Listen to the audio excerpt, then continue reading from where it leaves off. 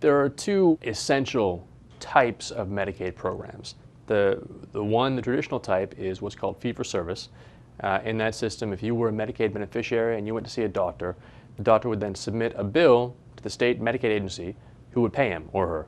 Under fee-for-service, there's no real control on utilization, on use of services, but the payment system is pretty straightforward. Now, under managed care, the focus is on trying to coordinate, or you could say reduce, the use of services. So if you were a beneficiary, you could enroll in a plan run by an insurance company. That insurance company would get a per person, a per capita rate from the state to cover a certain number of people, and then when those people need services, their doctors or their hospitals would then charge the managed care company. Enrollment in Medicaid certainly went up with the recession. It's going to keep going up with this new healthcare law passed in 2010. That'll expand the program by about 17 million people. So looking forward, states are rightly concerned about the future cost of the program. Medicaid is by far the fastest growing portion of our budget.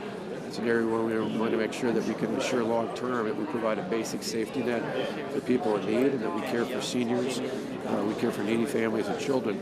Perhaps the most common argument you hear from state lawmakers and governors is that they have no choice. They have to move more Medicaid beneficiaries out of fee-for-service into managed care because the cost of Medicaid are unsustainable. I mean, Medicaid is already breaking the budgets for most governors. I'm talking about Republican and Democrat. It's 21% of the budget in Virginia. It's 27, 28%. It's grown 1,600% in the last 30 years. Bloomberg Government looked at the actual figures to find out just how fast Medicaid spending is going up from the state level. And what we found is, well, it has gone up in absolute dollar figures. If you control for inflation, that cost growth is actually pretty reasonable.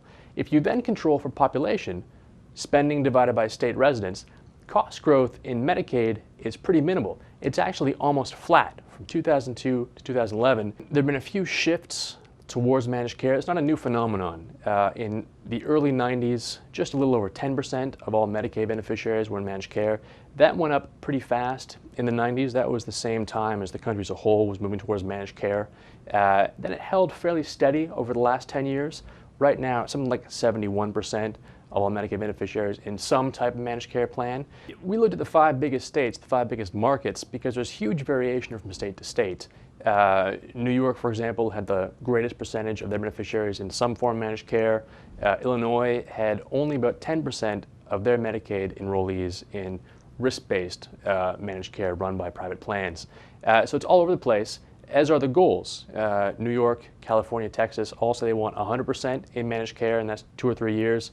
Illinois is very different. They say they want something like half of their beneficiaries in something like a managed care plan. So it's a very different issue state to state. Same with spending. California spent much, much more, almost 3 times as much as the next biggest state on managed care plans last year, whereas Illinois much lower, New York, Texas a little bit lower.